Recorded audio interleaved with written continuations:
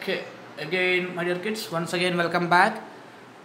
So, we are discussing about what? We were discussing about the second chapter of chemistry, and the name of the chapter is Matter Around Us Pure?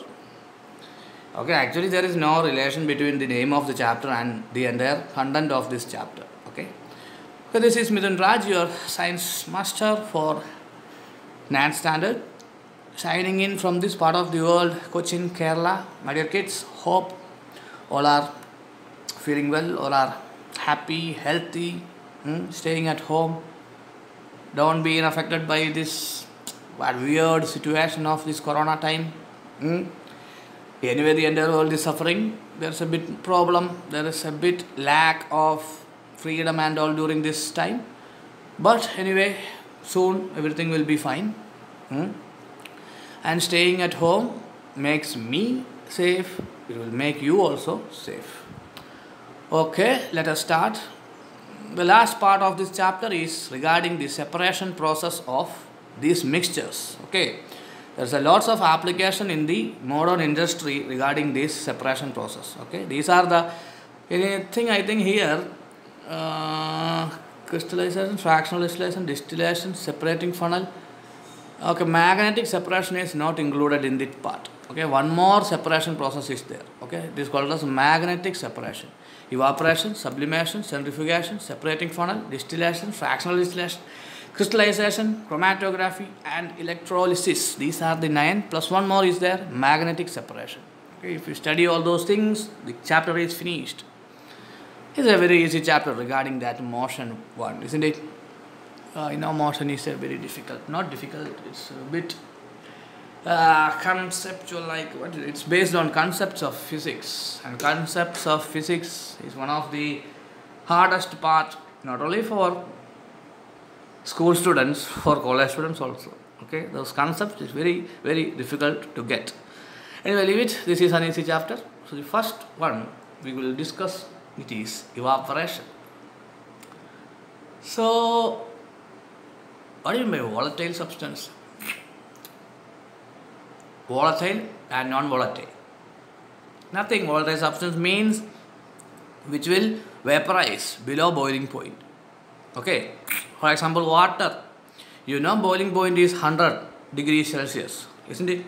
For water, the boiling point is 100 degrees Celsius. If 100 degrees Celsius comes, means water will vaporize and become water vapor. But think that you studied about water cycle. In 6th standard, you studied about water cycle. In water cycle, what is happening? The water which is in our ocean, which is in the sea, which is in river, which is in our well, stream, wherever we can see, what is happening? It is being evaporated. Understand? Nobody is boiling that water. Okay, it is being evaporated below boiling point. Anybody is boiling water in your well? Anybody is boiling the water in the sea? Anybody is going to the river and boiling that water? So that water will become vapor and form clouds and give us rain? No. Nobody is burning it. Nobody is boiling it. So some volatile materials are there which can be evaporated below the boiling point. Okay? The separation of volatile substances from non-volatile substances by heating them below their boiling point. Okay? Heating them. Sometimes heat is required, sometimes heat is not required. Okay? Both evaporation and crystallization is same process, but a small difference is there that we will discuss. Okay? A very good example is getting salt from seawater. Okay, salt from seawater, what we are doing? We are applying a small amount of temperature. A temperature from where we are getting? We are getting it from the sunlight. Understand? The sunlight will heat the water, not till boiling point, only few temperature like 40 degree, 35, 40 degrees Celsius. At that time what is happening? Volatile water is a volatile substance, so it will evaporate. And after a long time, what will happen? The entire water will be evaporated upside and the remains of the salt will be left behind. Understand? That process is called as evaporation. Process of separating volatile substance. Volatile means which evaporates below boiling point from non-volatile substances. Example is salt from seawater. Next one is sublimation. Sublimation means it is the process of changing of state. Understand? For example, you know ice, water and water vapor. If we heat ice, it will become water. If we again heat water, it will become gas. Okay? But in this case of sublimation, certain elements are there which directly change their state from solid to gas. For example, sodium or potassium. If we heat it, it won't become liquid. Directly it will change into gas. Okay? Such matter is known as sublimate substance. Understand?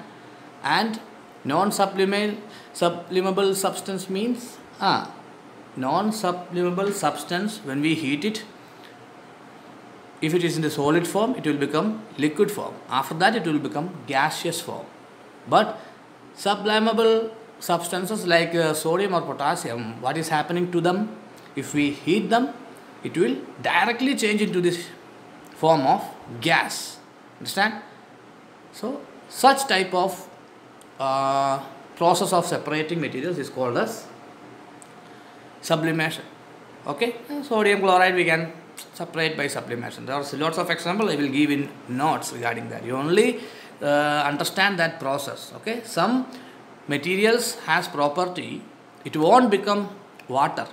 Okay? It won't change its state into water. Directly it will become gas. If you apply heat, directly it will become gas. Okay? And if you are heating sodium chloride, sodium directly becomes gas and chlorine will be not sodium chloride. There's a good examples in textbooks. In notes I will give. Sorry. Next one is centrifugation. Actually, centrifugation means centrifugal pump. It is known as centrifugal pump. For example, if a solution has particles which is more denser than the solvent. For example, in the case of milk, fat particles are more denser than water particles. So, if you are taking it to a centrifugal pump, actually it's a pump. Okay, it will rotate. It will rotate, and there is a test tube in which we are pouring this liquid, and that rotation speed is very, very high. At that time, what will happen? At the end of the test tube, heavier particles will be forced to move to the bottom and the lighter particles will come to the top. Such separating process is centrifugal pump. Actually, you want to see a photo, otherwise you won't understand. Okay. Anyway, in that note, I will add one photo regarding centrifugal pump. It's a simple motor, not motor. We can sometimes it is operated by hand, sometimes it is operated by motor. Okay, electric motor. Simply, it will rotate. Test tubes are attached into the end of the motor. So that test tube will also rotate with that centrifugal pump. And in the case of solution, which solute particles are more denser than solvent particles. So the particle which is more heavier or more density is there means it will collected at the bottom of that test tube. Okay, and the lighter particles, for example water, it will be collected in the top of that test tube. Separation of ghee from curd. Have you seen that? How your parents are doing that? Actually, they are not using centrifugal pump. They are using that a simple one device is there. If you just spin it like this, isn't it? Same process. Same process. You want to study the definition. I will give that photo, then we will understand how it is done. Separating funnel. It is nothing. Separating funnel is nothing. Okay, it's a simple funnel like this. Here one tap is there. That's it. But in this case, what we are separating? Two miscible liquids. Miscible liquids and immiscible liquids. What is meant by miscible liquids? Miscible liquids means they won't mix together. Understand? Miscible liquids means the liquids which won't mix together. For example, if we put oil in water, we can see they won't mix together. Okay? Oil is less denser than water, so it will stay at the top. Kerosene also same, petrol also same, diesel also same, isn't it? So in that case, what will happen? If we add this oil and what, if we want to separate this, what we want to do? You want to add it into this separating funnel. Just open this tap and all the water will come down, and when the oil level reaches here, just make tight the tap. Okay, close the tap. What will happen? Water is separated from oil. Very simple, isn't it? Process of separating to miscible liquid. Miscible liquid means liquid which won't mix with each other. Understand? Miscible liquids. It won't mix with each other. For example, oil water, kerosene water, like that. Okay. This is a bit more. It is a process to separate two miscible liquids from each other by heating them at their boiling points. Okay. See, some liquids will mix between each other. For example, here what is given? Condensation in, okay, no solution is given. For example, alcohol and water, isn't it? Alcohol and water, two different types of liquids. Okay, and they are highly mixed with each other. But what difference is there? Their boiling point is different. Understood? Their boiling point is different. Alcohol and water has different boiling points. In that case, what we are doing, we are taking that solution inside this pot and we are heating it. See, we are heating it. So what will happen? See, it is a process to separate two miscible liquids from each other by heating them at their boiling point, followed by condensation. Condensation means changing of vapor into water is known as condensation. You studied in 6th standard science, not that much. So, if the boiling point of two liquids, okay, that difference between boiling point is above 25 Kelvin or 25 degrees Celsius. For example, water boils at 100 degrees Celsius. Alcohol boils at like 60 degrees Celsius. Okay, so the difference in that boiling point is 40 degree or 40 Kelvin. So easily we can use this distillation method. We will put water and alcohol, that mixture here, we will heat it. So alcohol has very low boiling point. So first which will boil? Alcohol will boil and it will become vapor and it will go up. And here condensation means water is given here. Cool down. If we will cool down that vapor, so it will become again liquid and it will come down as pure alcohol. Understand? And the water will stay here. We won't increase the heat above 60 or 70 degree. Understand? Because if we increase this above, what will happen? Water also will become vapor and it will also come here. Understand? We need to separate water from alcohol. So what we are doing? We are heating it and we will keep that temperature below the temperature of boiling point of water. So it will come up.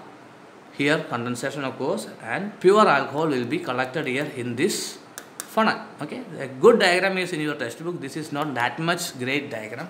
Anyway, in that note, I will give a good diagram is there. You want to draw it. Okay, that's a 2-3 mark question diagram. Distillation, and also very important. Another fractional distillation is also there. Understand? Fractional distillation, same. Okay, in this case, something else. See, this diagram is not that much good. See. Example, in this case, the boiling point difference is below 25 degree. Example, what example is there given here? Example, refining of what? Refining of nothing given. Fuel, kerosene, gasoline, lubricant, fuel oil. Okay, for example, gasoline and kerosene. You know that this crude oil which we get from the bottom of the earth, it contains a lots of different types of mixtures. Okay, gasoline is there, kerosene is there, petroleum gas is there, fuel oil is there, tar is there, tar which we are using for tarring the roads and all. Lots of different things are there. This diagram, just leave it. Come to here. What is happening in fractional distillation, what we are using a particular one more box is here. Okay, that box will be mostly it has some weight. Okay, small particles of rock or small particles of gas, something like that will be there. So what will happen when we heat it? The same thing is happening. The same thing is happening in fractional distillation also. Okay, same thing. But see, the difference between their boiling point is less than 25 degrees Celsius. That's why you are using fractional distillation. It is a process to separate two miscible substances from each other by heating them at their boiling points, followed by condensation. Okay, condensation, same process. Through fractional distillation, we can separate two substances having difference between their boiling point. Here it is not given very correctly, but actually what is happening, see, just imagine the same picture, okay, same picture, just imagine it. And here we have one more apparatus, okay, one more apparatus. Here the water vapors are directly going upside. There is no pressure here. But in this case, if we give a new apparatus here and we mix it with, for example, sand. If we mix it with sand, this vapor won't be easily come up, isn't it? When the first, in the case of alcohol, when alcohol is becoming vapor, if it want to go upside, it must apply some pressure. Understand? Understood? If we put some sand or some rock here, this alcohol gases must apply some pressure to come up. Okay? So, at first when this alcohol becomes vapor, its pressure will be very high. So, easily it will go up and it will be collected here. At the same time, this one is also getting hot. In this case, we can take it as acetone or any other liquid which boiling point is near to this alcohol. Like alcohol 60 degree, it's mean like 70-75 degree.